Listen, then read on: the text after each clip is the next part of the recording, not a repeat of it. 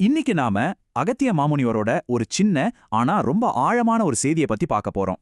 தெய்வீக அருள், அதோட உண்மையான மூலம் எதுன்னு இது நமக்கு ரொம்ப அழகா சொல்லுது. வாங்க இதுக்குள்ள இன்னும் கொஞ்சம் ஆழமா போய் பார்க்கலாம். நம்ம எல்லாருக்குமே ஒரு நல்ல வாழ்க்கை வாழணும்னு ஆசை இருக்கும் இல்லையா? ஆனா அந்த நல்ல வாழ்க்கைக்கு எது அடிப்படை, எது ஃபவுண்டேஷன்? இந்த கேள்விக்கு அகத்தியரோட இந்த போதனை என்ன பதில் சொல்லுதுன்னு பாப்போம். சரி, வாங்க முதல் பகுதிக்குள்ள போலாம். நாம இப்ப கேட்டோம்ல ஒரு கேள்வி, அதுக்கு இந்த போதனை ஒரே ஒரு பதில தான் முன்வைக்குது. அது என்னன்னு பார்க்கலாமா? இங்க பாருங்க, இதுதான் அந்த மைய கருத்து. ரொம்ப தெளிவா நேரடியா சொல்லப்பட்டிருக்கு. உலகத்துல நல்லா வாழணும்னா அதுக்கு ஒரே ஒரு சோர்ஸ் தான், அது இறைசக்தி. இந்த முழு போதனைக்குமே இதுதான் சாணின்னு சொல்லலாம்.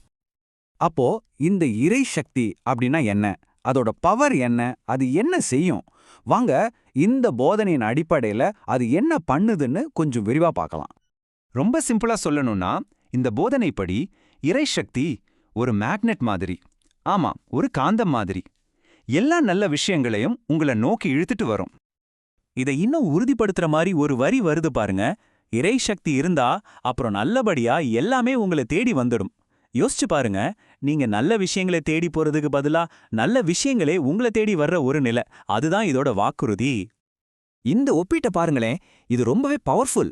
இறைசக்தி இருந்தா என்ன, இல்லனா என்னன்ற வித்தியாசத்தை ரொம்ப அழகா காட்டுது. இறைசக்தி இல்லாம நீங்க நல்ல விஷயங்களை தேடி ஓடணும்.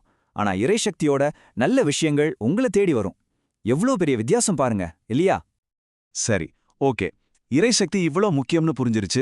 ஆனா அதை நாம எப்படி அடையிறது, எப்படி பெறுறது? இதுதானே அடுத்ததா நம்ம மனசுல வர்ற முக்கியமான கேள்வி. அதுக்கான பதிலும் இங்கேயே இருக்கு. அந்த இறை அருளை நமக்கு கிடைக்கச் செய்யறதுக்கு மூல காரணமே அகத்தியர்தான்னு சொல்லப்பட்டிருக்கு. அப்போ இங்க நாம புரிஞ்சுக்க வேண்டியது என்னன்னா, இந்த போதனைப்படி அகத்தியர் வெறும் ஒரு குரு மட்டும் கிடையாது. அவர் அந்த தெய்வீக சக்தியை நாம அடையிறதுக்கு ஒரு முக்கியமான, தவிர்க்கவே முடியாத ஒரு பாலமா இருக்கார். அது மட்டும் இல்ல, இந்த போதனையோட முடிவை பாருங்க. ரொம்ப அதிகாரமாவோ இல்ல கட்டளையாவோ இல்ல, சிம்பிளா அன்புடன் அகத்தியர்னு முடியுது.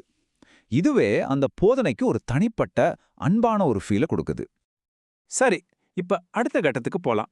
இதெல்லாம் புரிஞ்சுக்கிட்டா மட்டும் போதுமா? இல்ல, இந்த புரிதல் எப்படி ஒரு செயலா, ஒரு ஆக்ஷனா மாறுதுன்னு பாப்போம்.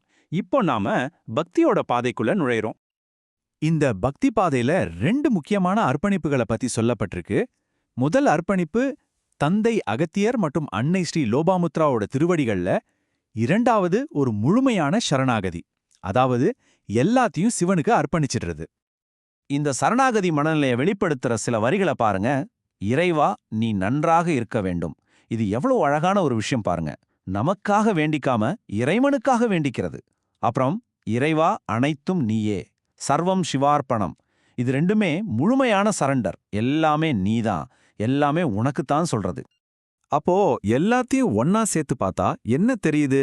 ஒரு நல்ல வாழ்க்கைங்கிறது இறைசக்தியை பெற்று நம்ம வாழ்க்கையே ஒரு முழுமையான அர்ப்பணிப்பா மாத்துறது தான். இதுதான் இந்த போதனையோட சாரம். கடைசியா இந்த போதனை நம்ம மனசுல ஒரு பெரிய கேள்வியை விட்டுட்டு போகுது. என்ன செய்யணும், ஏன் செய்யணும்னு இது சொல்லிருச்சு. ஆனா அதை எப்படி செய்யறதுங்கிறது நம்ம ஒவ்வொருத்தரோட தனிப்பட்ட பயணம். ஒருத்தர் தன்னோட வாழ்க்கைய எப்படி ஒரு முழு அர்ப்பணிப்பா மாத்திக்க முடியும்? நீங்க என்ன நினைக்கிறீங்க? கொஞ்சம் யோசிச்சு பாருங்க.